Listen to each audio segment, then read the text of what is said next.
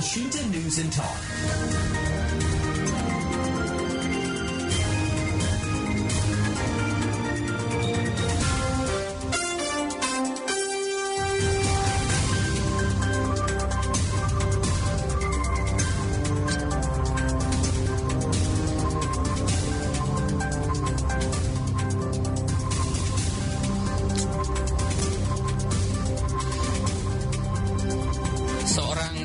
Diduga sebagai pengedar narkoba ditangkap jajaran Satres Narkoba Polrestabes Semarang saat hendak melarikan diri di kawasan Tlogosari, Kota Semarang. Upaya kaburnya gagal setelah gulungan sarung yang dikenakannya terlepas sehingga memudahkan petugas untuk mengamankan pelaku. Dari tangan tersangka, polisi juga menyita puluhan paket sabu siap edar yang diduga akan diedarkan di wilayah Kota Semarang.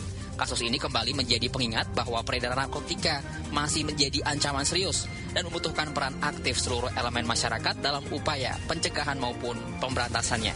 Bagaimana mencermati masih adanya pelaku yang berupaya menghindari penangkapan dengan berbagai modus dan apa yang menunjukkan bahwa peredaran narkoba di masyarakat masih menjadi persoalan yang serius. Kita akan berbincang selengkapnya bersama Ketua DPD Gerakan Rakyat Anti Madat atau GERAM Provinsi Jawa Tengah, Hafid Sungkar, SHMH.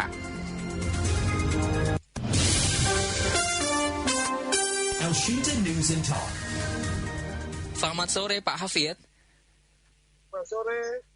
Ya, sore juga Pak Hafid. Ini terkait dengan pengungkapan kasus peredaran sabu dan narkoba ini bagaimana mencermatinya yang ditangkap oleh Satres Narkoba Polrestabes Semarang yang hendak melarikan diri di kawasan Tlogosari, Kota Semarang. Bagaimana mencermati persoalan ini, Pak Hafid? Ya, pertama-tama saya mengucapkan Pak Hafid? Ya, gimana suara saya? Dengar? Terputus-putus tadi, Pak Hafid. Silakan diulangi kembali, Pak. Ya, pertama-tama saya mengucapkan apresiasi kepada Polres Narkoba Polda Jawa Tengah yang mana kurir narkoba Semarang. Dan Pak Hafid? Halo, gimana suaranya? Terputus-putus, Pak Hafid.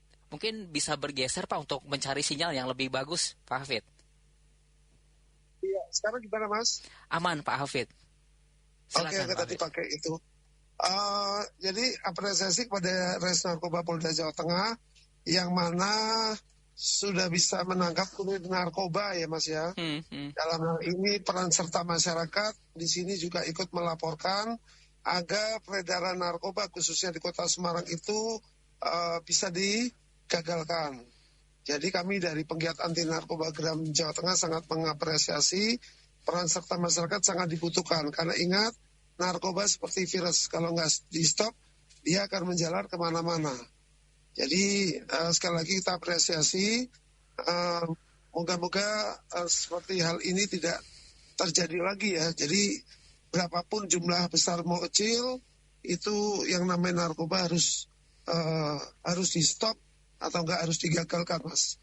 Karena kalau enggak dia akan bisa merusak khususnya ke generasi muda karena kita tahu penangkapan ini sudah dibuat 15 klip ya. Atau dalam klip sudah dibagi itu pasti nanti akan diedarkan atau dijual. Ya ini kita bersyukur sudah bisa digagalkan Mas. Baik, kalau mencermati kasus ini kan kalau kita ngobrolin soal narkoba ini kan industri candu ya Pak Hafid ya yang jadi persoalan utama yang menjadi ancaman serius di Jawa Tengah sendiri ya Pak Hafid ya. Betul, yang namanya narkoba kan membuat orang yang memiliki ketagihan dari candu. Karena sebenarnya kan bersifat adiktif atau adiksi ya, membuat kecanduan.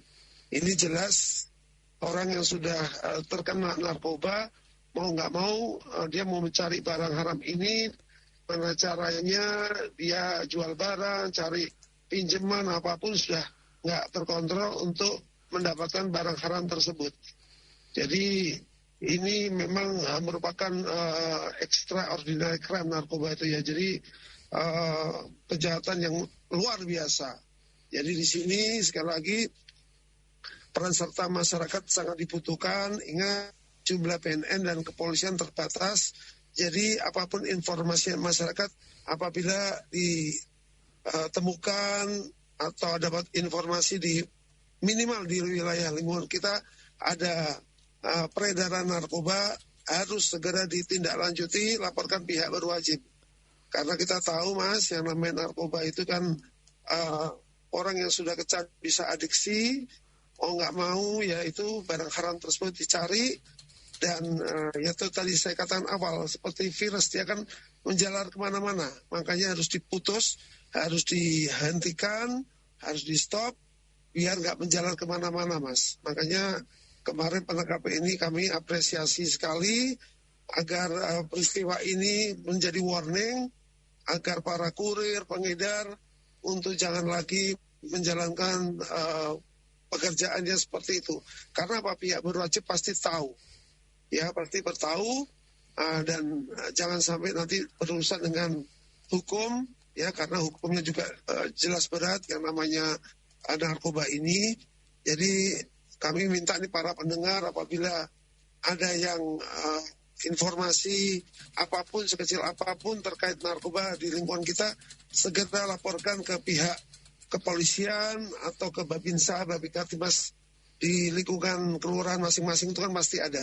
Itu untuk segera melaporkan. Nah, ini demi untuk ikut memerangi atau mencegah peredaran narkoba khususnya di Kota Semarang, Jawa Tengah ini, Mas.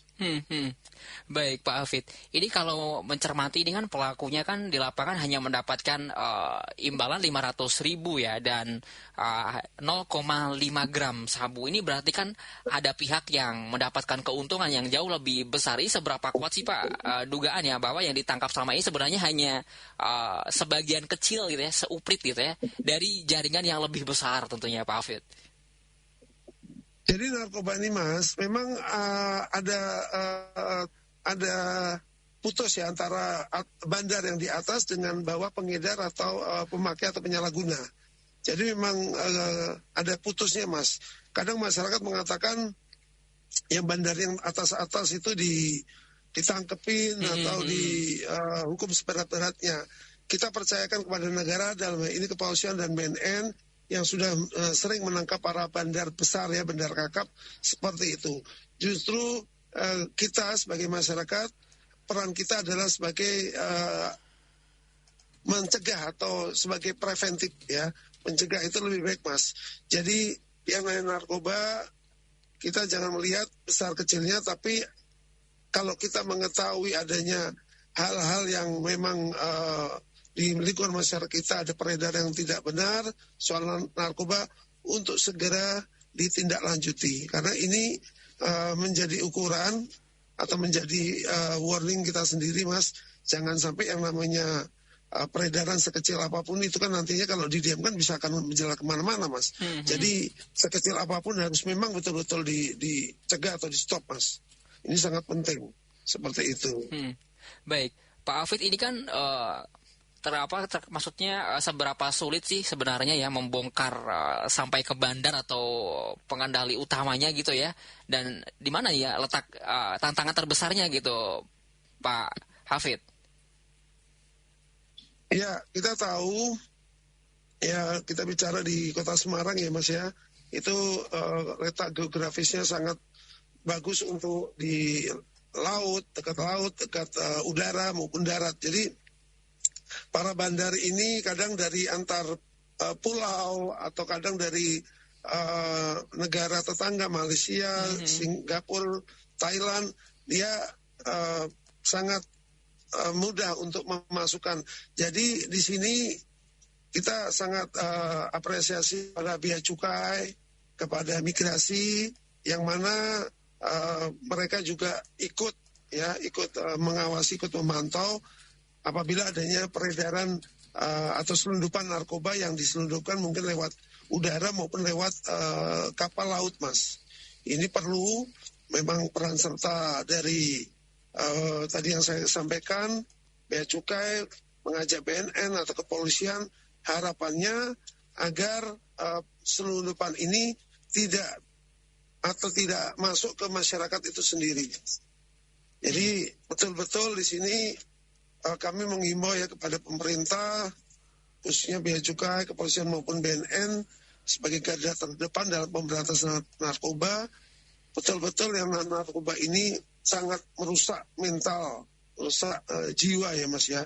Ingat dulu negara Cina yang mana tahun 1800-an ya Mas, sangat kuat militernya dengan adanya perang opium yang dimana pasukan Inggris untuk menjajah, dia tidak lewat pasukan militernya atau tentaranya, tapi dengan memperdagangkan narkotika yaitu opium yang mana akhirnya negara Cina dapat dikuasai oleh Inggris. Nah, hal ini jangan sampai terjadi di negara kita, Indonesia, khususnya Provinsi Jawa Tengah ini, masyarakatnya dirusak oleh yang namanya narkoba ini. Kita perlu sangat mawas diri, Mas. Makanya saya selalu mengimbau Gram untuk membuat kampung bersinar atau bersih narkoba. Itu sangat penting, harapannya para warga biar tahu bahwa yang namanya narkoba itu berbahaya dan kampung itu menjadi contoh agar para pengedar bandar yang mau nyoba di wilayah atau kampung tersebut akan mikir dua kali karena peran masyarakat sangat aktif, tidak cuek terhadap penyalahgunaan peredaran narkoba itu sendiri. Baik Pak Hafid, kalau mencermati terkait ini kan jaringan seperti ini kan tentunya tidak bisa ya Pak bekerja sendiri dan membutuhkan orang-orang yang ada di lapangan seperti yang dijelaskan Pak Hafid tadi. Ini bagaimana biasanya sih Pak jaringan narkoba ini merekrut gitu ya dan menjadikan orang itu bisa mau untuk menjalankan perintahnya gitu ya Pak ya.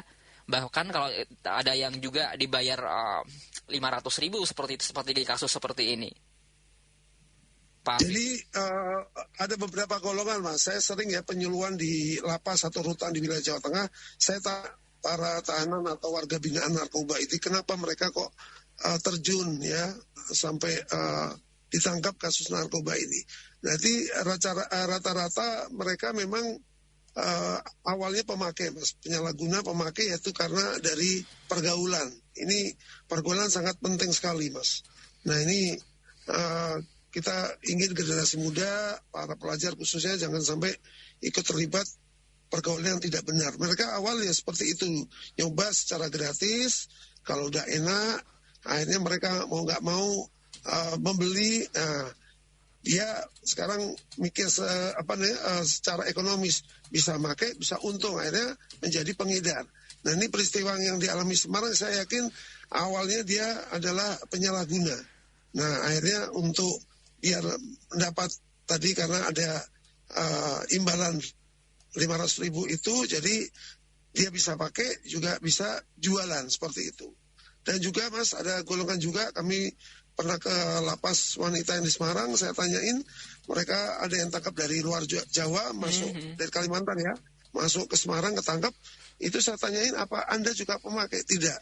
Jadi itu tadi Mas, rata-rata ekonomi ya, kesulitan ekonomi, tuntutan ekonomi seorang ibu-ibu yang mana ditinggal suaminya di janda, dia berjualan narkoba menjadi kurir, pertama aman, yang kedua akhirnya ditangkap. Saya bilang Anda pemakai nggak atau pernah mencoba narkoba? Tidak.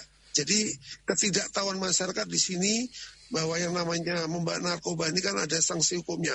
Mereka tidak tahu, hanya melihat faktor ada kebutuhan ekonomi, jadi ada nilai ekonominya di situ, jadi dia berani melakukan hal itu, padahal nantinya kalau tertangkap akan berurusan dengan pihak berwajib. Nah itu faktor-faktor yang banyak kita temui menjadi penyebab mereka menjadi kurir ya, dengan yaitu tadi Mas, rata-rata ada yang mantan penyalahguna atau pemakai atau enggak mereka tidak pernah memakai, tapi ya karena himpitan ekonomi, tidak tahu nanti akan terkena sanksi hukum atau faktor resikonya, dia berani melakukan seperti itu. Baik. Selain faktor ekonomi, seseorang yang masuk ke jaringan narkoba ini biasanya hanya diberi imbalan atau ada juga tekanan gitu Pak, dari ancaman gitu ya, agar mereka terus menjalankan perintahnya gitu, atau bagaimana Pak Hafid? Rata-rata karena faktor ekonomi Mas, karena kebutuhan ekonomi. Saya pernah nanyakan ya seorang tahanan atau warga binaan itu di lapas, mereka rata-rata ya karena tidak ada kerjaan, yang perempuan ya janda, ditinggal suaminya, banyak anak. Jadi mereka bingung di usia dia yang sudah berkepala 4, sudah tua ya, 4 atau 5, dikasih iming-iming, itu tadi karena nilai Gede ya Pak nilainya ya Pak ya. Nilainya gede. Nah dia berani menjadi kurir. Kadang kalau ditangkap saya tidak tahu apa yang dilakukan seperti itu. Nah ini perlu adanya pengetahuan ya soal sanksi hukum pada para kurir ini. Jadi mereka jangan sampai disalahgunakan karena keterbatasan tentang hukum. Jadi ya itu karena lihat ekonomi untuk membawa, padahal resikonya sangat gede. Ketika ketahuan ini harus perlu diberitahu kepada mereka untuk memikir 2 kali apabila mereka ditawari seperti itu. Kalau tekanan tidak ada. Jadi rata-rata kebutuhan ekonomi yang mendasari dia mau melakukan seperti itu, menjadi kurir ya. Ya. Baik Pak Hafid, ini juga beberapa komentar yang masuk Pak Hafid, saya bacakan nanti juga bisa ditanggapi ya Pak Hafid ya. Ada dari Budian seperti ini. Kasus di Tembalang ini kan terbongkar dari laporan warga, tapi jujur aja ya Pak Hafid ya, di lapangan itu kan warga juga suka takut lapor itu kalau pengedarnya itu tetangga sendiri ya Pak, takut juga gitu ya, agak gimana gitu, ewoh gitu katanya. Ada juga Pak Danang seperti ini berkomentar, pelakunya ini kan residivis ya Pak, pencurian 2 kali terus pindah jadi haluan, jadi pengedar gitu ya. Apa ada celah Pak dalam pengawasan mantan narapidana di lingkungan kita? Kemudian ada juga Pak Aris seperti ini. Tembalang kan kawasan itu ya Pak, mahasiswa dan banyak anak mudanya ya. Masuknya pengedar di daerah Tembalang ini kan juga bikin resah Pak ya. Mungkin langkah apa sih yang dari Geram ya untuk membentengi kawasan sekitar kampus ya dari incaran kurir-kurir yang nakal gitu ya, yang pengedar sabu atau narkoba Pak Hafid. Terus ada juga Bu Eko berkomentar seperti ini. Kasus yang di Rawasari Tembalang ini kan bukti ya Pak, narkoba kan udah masuk gitu ya ke pemukiman warga, ke lingkungan kampus. Tapi jujur aja Pak, ini program Kampung Bersinar di Jawa Tengah itu sebenarnya sudah berjalan efektif di level RT atau RW, atau cuman wacana aja nih Pak, kok masih ada gitu ya yang kena aja gitu. Silakan ditanggapi Pak Hafid. Ya, terima kasih nih masyarakat ikut peduli ya Mas ya tentang narkoba itu sendiri, apalagi di ibu kota provinsi Jawa Tengah di Semarang. Jadi kami sering ya yang tadi saya katakan, penyuluhan ke tempat-tempat lapas atau rutan yang ada di Jawa Tengah, memberikan edukasi agar mereka nanti bebas, jangan lagi berurusan yang namanya narkoba, jangan buang umur karena habis usianya karena narkoba itu sendiri. Saya sering memberitahu seperti itu. Kalau misalnya ini ternyata memang pelakunya ini kan residivis ya, kasus curas itu.